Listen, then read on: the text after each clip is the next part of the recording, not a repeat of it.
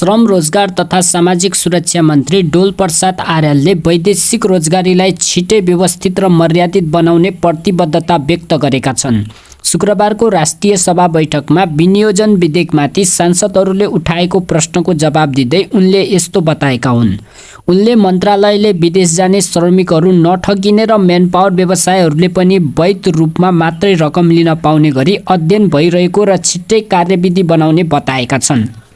उनले नेपालमा गैर बैंकिङ च्यानलबाट हरेक वर्ष 2 खर्ब 1 अर्ब 60 करोड रुपैयाँ म्यानपावर व्यवसायहरूले उठाइरहेको तथ्याङ्क आफूले पाएको भन्दै अहिले अध्ययन गरी व्यवस्थित गराउने तयारीमा आफू रहेको बताएका छन्। उनले विदेश जाँदा सिप तालिम सिकेर जान आवश्यक रहेको र सरकार सोही दिशामा अग्रसर पनि रहेको बताएका छन्। अध्यक्ष महोदयको अनुमतिले पेगुमसम्म 2081 असार 19 गते बुधबार राष्ट्रिय सभाको विनियोजन विधेयक माथिको छलफलमा सहभागी भई श्रम रोजगार तथा सामाजिक सुरक्षा मन्त्रालयका विषयमा धारणा व्यक्त गर्नुभएका माननीय ज्यूहरू माननीय श्री झक्कु प्रसाद सुवेदी, माननीय श्री भगवती नेउपाने, माननीय श्री गोपी बहादुर सार्की आछामी, माननीय श्री सुमित्रा बिसी, माननीय श्री मनरूपा शर्मा र माननीय श्री विष्णु बहादुर विश्वकर्मा लगायत मान्यज्यूहरूलाई धन्यवाद दिन चाहन्छु। विनियोजन विधेयक 2081 का सम्बन्धमा सङ्घीय संसदको राष्ट्रिय सभा बैठकमा मन्त्रालयगत विनियोजन शीर्षक अन्तर्गत भएको छलफलको क्रममा श्रम रोजगार तथा सामाजिक सुरक्षा मन्त्रालयको वार्षिक विकास कार्यक्रम तथा बजेटका सम्बन्धमा माननीय सदस्यहरूबाट पेश भएका प्रस्ताव र उठान भएका विषयवस्तुहरू म एकचोटि जानकारी गराउन चाहन्छु।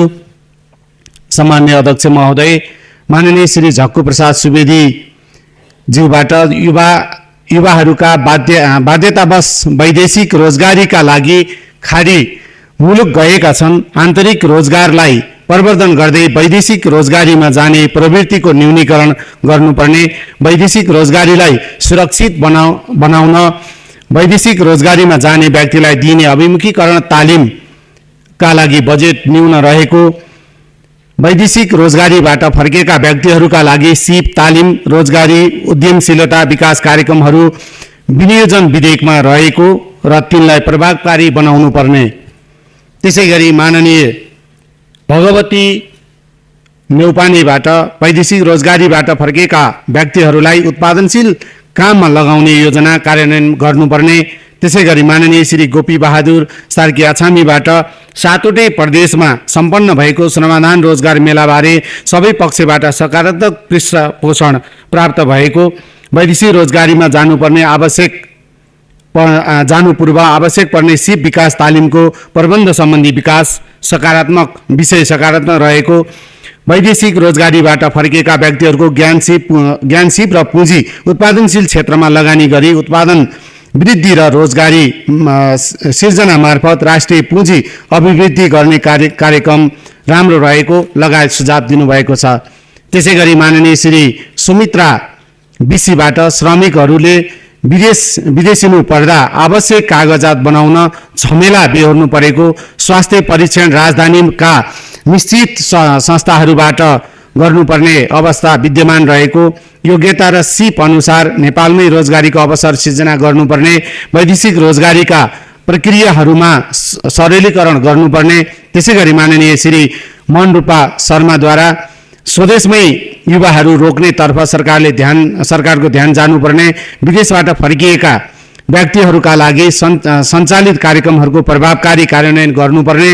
त्यसैगरी माननीय श्री विष्णु बहादुर विश्वकर्माबाट वैदेशिक रोजगारीमा जानेहरूको सङ्ख्या अधिक रहेको र यसमा अवसर र चुनौती दुवै रहेका वैदेशिक रोजगारीबाट फर्किएका व्यक्तिहरूका लागि रिटर्नी उद्यमशीलता विकास सम्बन्धी कार्यक्रमहरू रहेको लगायत उहाँहरूले सुझाव र केही आफ्ना जिज्ञासाहरू प्रश्नहरू राख्नु भएको देखिन्छ। सम्मान्य अध्यक्ष महोदय, अब म समष्टि रूपमा मान्यज्यूहरूबाट राखिएको प्रश्न दिनुभएको सुझावमाथि आफ्नो मन्त्रालयको तर्फबाट केही धारणाहरू राख्न चाहन्छु। सम्माननीय अध्यक्ष महोदय, विनियोजन विधेयक 2081 को विभिन्न शीर्षकहरूमाथि भएको छलफलका क्रममा श्रम रोजगार तथा सामाजिक सुरक्षा मन्त्रालय अन्तर्गतका शीर्षकहरूमाथि मान्यज्यूहरूबाट यस सम्मानित सदनमा महत्त्वपूर्ण विषयहरू उठान भएकोमा हार्दिक धन्यवाद व्यक्त गर्दछु। मान्यज्यूहरूको यस मन्त्रालयका सम्बन्धमा प्रश्नभन्दा सम्पादित कार्यका विषयमा सकारात्मक समर्थन पाएको महसुस गरेको छु। आगामी दिनका कार्यक्रमहरूको प्रभावकारिताका लागि माननीयज्यूहरूले दिनुभएका सुझावहरूको मुख्यतः आन्तरिक रोजगारी, वैदेशिक रोजगारी, श्रम सम्बन्ध, योगदानमा आधारित सामाजिक सुरक्षा, सिप विकास र सेवा प्रवाहका सन्दर्भमा मलाई राम्रो कार्य सम्पादनका लागि मार्गदर्शन गर्नेछन्। नेपाली युवाहरू रोजगारीका लागि बाध्यात्मक रूपले विदेशिनुपर्ने अवस्थालाई अन्त्य गर्न देशभित्रै मर्यादित काम तथा उत्पादनशील रोजगारी पाउने वातावरण सुनिश्चित गर्ने प्रमुख उद्देश्यका साथ तीनै तहका सरकार एवं निजी क्षेत्र र सरोकारवालाहरूको सक्रिय सहभागितामा मिति 2081 जेठ 17 गते सम्माननीय प्रधानमन्त्रीज्यूबाट कोशी प्रदेशमा उद्घाटन भई जेठ 30 गते बागमती प्रदेशमा समापन भई श्रमदान रोजगार मेलाको पहिलो सत्र सातवटै प्रदेशमा सम्पन्न भएको छ। सिप विकास, उद्यमशीलता, आप्रवासन सेवा, रोजगार सेवा लगायत सबै प्रकारका श्रम तथा रोजगार सेवाहरू स्थानीय तहमा रहेको रोजगार सेवा केन्द्रबाट एकद्वार र एकीकृत रूपमा प्रदान गर्न एकीकृत श्रम तथा रोजगार सेवा सञ्चालन र व्यवस्थापन कार्यविधि 2080 स्वीकृत गरी स्थानीय तहबाट नै श्रम र रोजगार सम्बन्धी सेवाहरू एकीकृत रूपमा प्रवाह भइरहेको छ। वैदेशिक रोजगार ऐन 2064 को दफा 33 को ग र 39 को ङ बमोजिम नेपाली नागरिकहरूले वैदेशिक रोजगारीको क्रममा आर्जन गरेको सिप, पुँजी, प्रविधि, ज्ञान र अनुभवको उपयोग गर्दै उद्यमशीलता प्रवर्धन मार्फत उत्पादनशील रोजगारी र स्वरोजगार सिर्जना गर्नको लागि विभिन्न दात्री निकायहरूको सहयोगमा वैदेशिक रोजगारीबाट फर्किएका श्रमिकको पुनः एकीकरण सम्बन्धी परियोजनाहरू कार्यान्वयन भइरहेको छ। स्वदेशमै रोजगारी सिर्जना गर्ने उद्देश्यले प्रधानमन्त्री रोजगार कार्यक्रम, युवा रोजगारीका लागि रूपान्तरण पहल परियोजना, रोजगार प्रवर्धन कार्यक्रम जस्ता विविध कार्यक्रमहरू सङ्घ, प्रदेश र स्थानीय तहको सहकार्यमा सञ्चालनमा रहेका छन्। वैदेशिक रोजगारीबाट फर्किएका नागरिकहरूको ज्ञान, सिप र पुँजीलाई स्वदेशमा उपयोग गर्ने गरी रिटर्नी उद्यमशीलता कार्यक्रम सञ्चालन गर्ने तयारी भइरहेको छ। प्रधानमन्त्री रोजगार कार्यक्रमबाट चालु आर्थिक वर्ष 2080-81 को असार 19 गतेसम्म 52,508 जनाले औसत 81 दिनको रोजगारी प्राप्त गरेका छन्। प्रधानमन्त्री रोजगार कार्यक्रमलाई पुनर्संरचना गरी सिप विकास र उद्यमशीलतासँग आबद्ध गर्ने गरी प्रक्रिया अगाडि बढाइएको छ। श्रम बजारमा उपलब्ध रोजगारीका अवसर र रोजगारी खोजिरहेका श्रमिकहरूबीच तादम्यता कायम गर्न रोजगार बैंकको रूपमा कार्य गर्न राष्ट्रिय रोजगार व्यवस्थापन सूचना प्रणाली निर्माण गर्ने प्रक्रिया अगाडि बढाइएको छ। वैदेशिक रोजगारीबाट फर्की नेपालमा उद्यम गरेका उद्यमीहरूलाई राष्ट्रिय पुरस्कार वितरण गर्ने कार्य नियमित रूपमा सञ्चालन भइरहेको छ। सम्माननीय अध्यक्ष महोदय, श्रम स्वीकृतिको लागि निर्णयको तह घटाई 2 शिफ्टमा कार्यालय सञ्चालन गरी 1 घण्टाभित्रै श्रम स्वीकृति प्रदान गर्ने व्यवस्था गरिएको छ। साथै श्रम स्वीकृतिको दैनिक कोटा हटाइएको छ र 24 घण्टा आवेदन दिने व्यवस्था मिलाइएको छ, जसबाट नागरिकले हैरानी, लागत र समय घटेको छ। वैदेशिक रोजगारीमा जानु पूर्व श्रम स्वीकृति लिनका लागि आवश्यक पूर्व प्रस्थान अभिमुखीकरण तालिम PDOT-लाई क्रमशः निशुल्क र यथाशक्य न्यूनतम शुल्कमा गर्ने गरी अध्ययन र आवश्यक गृह कार्य भइरहेको छ। वैदेशिक रोजगार सम्बन्धी सूचना तथा परामर्श प्रदान गर्ने कार्यलाई आगामी आर्थिक वर्ष 2081-82 देखि 77 वटै जिल्ला र 753 वटै स्थानीय तहमा विस्तार गरिएको छ। साथै वैदेशिक रोजगारीलाई सुरक्षित, मर्यादित, पहुँचयोग्य बनाउने उद्देश्यले व्यक्तिगत र पुनः श्रम स्वीकृति सम्बन्धी सहजीकरण सेवा 753 वटै स्थानीय तहमा रहेको रोजगार सेवा केन्द्र मार्फत हुने व्यवस्था गरिएको छ। वैदेशिक रोजगारीको सिलसिलामा मृत्यु हुने मृतकका परिवारलाई दिइने क्षतिपूर्ति बापतको रकम 7 लाखबाट बढाई 10 लाख हुने गरी प्रस्ताव गरिएको छ। अङ्गभङ्ग वा मृत्यु भएका कामदार र निजका परिवारलाई उपलब्ध गराउने आर्थिक सहायता तथा छात्रवृत्ति सम्बन्धी सेवालाई समेत अनलाइन मार्फत प्रदान गर्ने व्यवस्था मिलाइएको छ। वैदेशिक रोजगार बोर्डको तथ्याङ्क अनुसार 2078-79 देखि चालु आर्थिक वर्षको जेठ मसान्तसम्म वैदेशिक रोजगारीमा गएका नेपालीहरूको 4080 को मृत्यु तथा 1262 जना अङ्गभङ्ग भएका छन् भने निज वा तिनका परिवारलाई रु 2 अर्ब 14 करोड 36 लाख 27 हजार आर्थिक सहायता उपलब्ध गराइएको छ। वैदेशिक रोजगारीको सन्दर्भमा हुने अनेकन ठगी लगायतका गुनासाहरू र श्रमदान कल सेन्टरमा प्राप्त भएका सबै प्रकारका गुनासाहरू समयमै सम्बोधन गर्ने व्यवस्था गरिएको छ। साथै इजाजत प्राप्त संस्थाहरूबाट मन्त्रालय र मातहतका निकायहरूले कमिसन उठाएको सूचना प्रमाण सहित दिएमा दोषीलाई 24 घण्टाभित्र कारबाही हुने बेहोरा जानकारी गराउन चाहन्छु। सामान्य अध्यक्ष महोदय, विदेशमा अल्पत्र परेका नेपाली कामदारहरूलाई उद्धार गरी तत्काल आश्रय प्रदान गर्न 4 वटा देशहरू ओमान, कुवेत, साउदी अरब र इजरायलमा वैदेशिक रोजगार बोर्डबाट रु 15 लाखका दरले जम्मा रकम रु 60 लाख उपलब्ध गराइएको छ। यो नियोगहरूलाई उपलब्ध गराइएको जानकारी गराउन चाहन्छु। Qatar, Malaysia, Dubai, UAE, Saudi Arab, दक्षिण कोरिया, बहराइन, कुवेत, ओमानमा श्रम काउन्सिलर र श्रम सहचारी परिचालन गरिएको छ। साथै कूटनीतिक नियोगसँग प्रभावकारी समन्वय गरिएको छ। श्रमिकहरूको हक हितलाई ध्यानमा राखी नयाँ श्रम गन्तव्य मुलुकको खोजी र श्रम सम्झौताको नवीकरण गर्ने कार्यलाई अगाडि बढाइएको छ। सोही अनुरूप जर्मनी र रोमानियासँग नयाँ श्रम सम्झौता भएको छ। आगामी आर्थिक वर्ष 2081-82 को बजेट वक्तव्यमा प्रमुख श्रम गन्तव्य मुलुकहरूसँग द्विपक्षीय सम्झौता गरिने विषय समेत उल्लेख भएको सोको गृह कार्य आरम्भ भएको छ। सामान्य अध्यक्ष महोदय, आन्तरिक सिपमूलक तालिममा तर्फ सबै प्रतिष्ठानबाट हालसम्म करिब 2500 जनालाई सिप विकास सम्बन्धी विभिन्न तालिमहरू प्रदान गरिएको छ। राष्ट्रिय तथा अन्तर्राष्ट्रिय श्रम बजारको माग बमोजिमका तालिमहरू सञ्चालन गर्न राष्ट्रिय व्यावसायिक प्रशिक्षण प्रतिष्ठानको स्थापना गरिएको छ। प्रदेश सरकार समेतको साझेदारी र गन्तव्य मुलुकहरूको सहयोगमा प्रदेश स्तरमा आवासीय सुविधा सहितको आधुनिक प्रशिक्षण केन्द्र स्थापनाको प्रक्रिया अगाडि बढाइएको छ। सामाजिक सुरक्षाको दायरा विस्तार गर्दै वैदेशिक रोजगारीमा रहेका नागरिक र विदेशमा स्वरोजगारमा रहेका नागरिक, स्वदेशमै स्वरोजगारमा रहेका नागरिक, औपचारिक र अनौपचारिक क्षेत्रमा कार्यरत श्रमिक गरी हालसम्म 14,67,336 व्यक्ति योगदानमा आधारित सामाजिक सुरक्षा कोषमा सूचीकृत भएका छन्। 2081 जेठ 17 गतेदेखि स्वरोजगार, अनौपचारिक क्षेत्र तथा वैदेशिक रोजगारीमा जाने योगदानकर्ता र निजका परिवारले पनि सामाजिक सुरक्षा कोष अन्तर्गतको औषधि उपचार सुविधा प्राप्त गर्ने व्यवस्था लागू भएको र यसअघि कम्तीमा 9 महिना योगदान गरेका योगदानकर्तालाई मात्र उक्त सुविधा दिने व्यवस्था भएकोमा अबदेखि 3 महिना मात्र योगदान भए पनि माथि उल्लेखित सुविधा पाउने व्यवस्था गरिएको छ।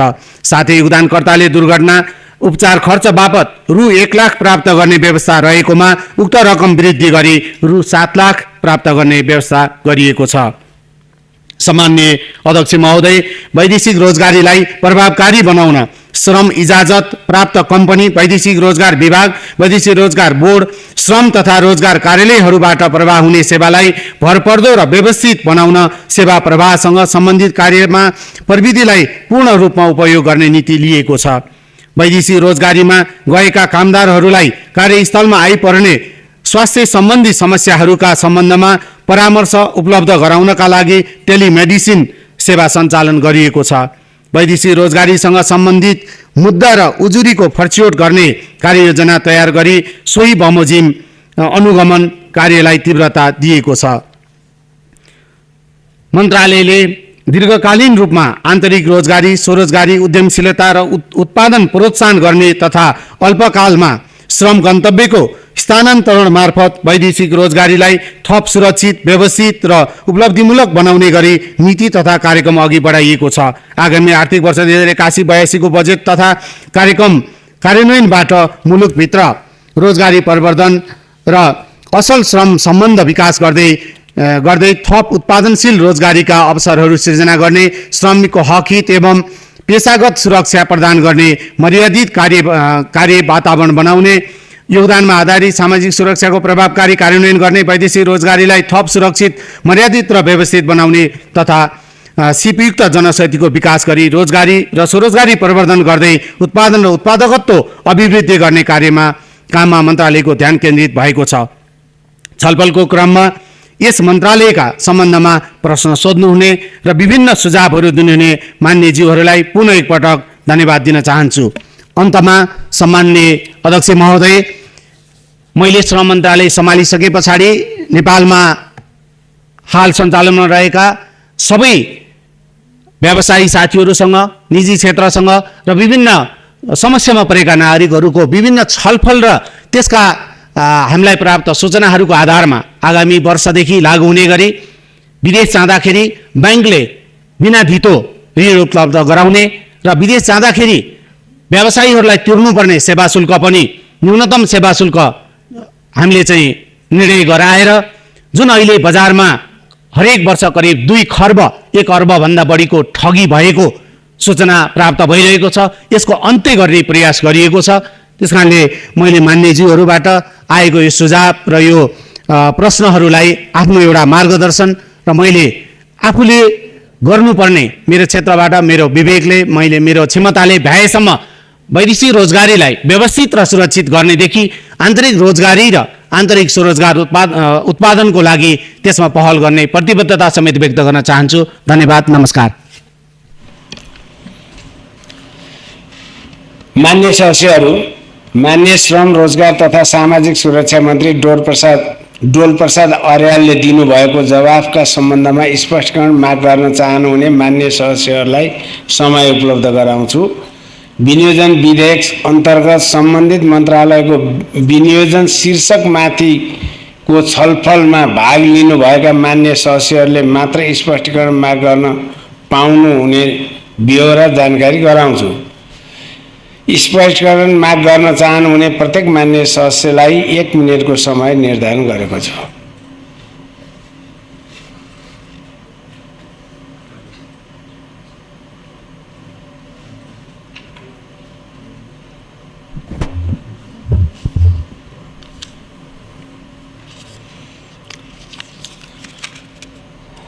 मान्य सदस्य राधेश्याम पासवान। सामान्य अध्यक्षज्यू, मन्त्रीज्यूले राखेका विषयहरूमा मैले राखेको प्रश्नको अलि जवाब आएन, त्यस कारणले जिज्ञासा हो मेरो। नेपालबाट जाने युवाहरूलाई हाम्रो मेन पावरहरूले तपाईँको 10,000 हाम्रो नेपाल सरकारले लिने निर्णय गरेको छ, तर मेन पावरहरूले तपाईँको 3 लाखसम्म उठाउने 4 लाखसम्म उठाउने गरिएको छ। यसलाई व्यवस्थित कसरी गर्ने एउटा जिज्ञासा त्यो हो। अर्को जिज्ञासा के हो भने विदेशमा हाम्रो युवाहरू काम गर्न गएको छ, तर अरू देशको युवाहरूलाई तलबहरू बढी हुन्छ र हाम्रो देशबाट जाने युवाहरूको तलब कम छ, यसलाई पनि कसरी व्यवस्थित गर्ने हो भन्ने मेरो जिज्ञासा हो। धन्यवाद।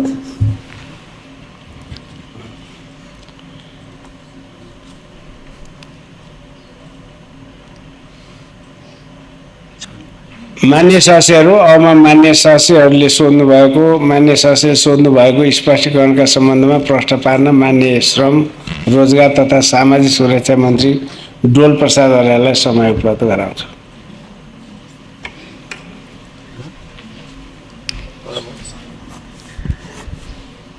सम्मान्य अध्यक्ष महोदय, मान्य सदस्यज्यूको प्रश्नमा जवाब छुटेकोमा क्षमा प्रार्थी छु। यहाँले अहिले गर्नुभएको प्रश्न र विगतमा पनि त्यही गर्नुभएको थियो होला भन्ने आशा गर्दै यहाँको जिज्ञासाको जवाब दिन कोसिस गर्नेछु। नेपालबाट विदेशिने तमाम नागरिकहरू मैले अघि पनि अलिकति अन्तिममा भनेको थिएँ, यसलाई हामीले सूक्ष्म तरिकाले अध्ययन गऱ्यौँ। मेरो करिब 124 दिन यसपटकको मन्त्रालय बस्दै गर्दा मैले यसमा धेरै नै अध्ययन र एउटा निर्णय गर्ने तयारीमा फाइल पनि अगाडि बढेको अवस्था छ। मैले अघि एउटा डाटा भनेको थिएँ, 2 खर्ब 1 अर्ब 60 करोड रुपियाँ चाहिँ हरेक वर्ष गैर ब्याङ्किङ च्यानलमा नेपालमा उठिरहेको मेन पावर व्यवसायीहरूले उठाइरहेको नेपाली नागरिकहरूसँग जो विदेश जाँदै हुनुहुन्छ उहाँहरूसँग भन्ने एउटा डाटा तथ्याङ्कमा नै हामीले काम गरिरहेका छौँ।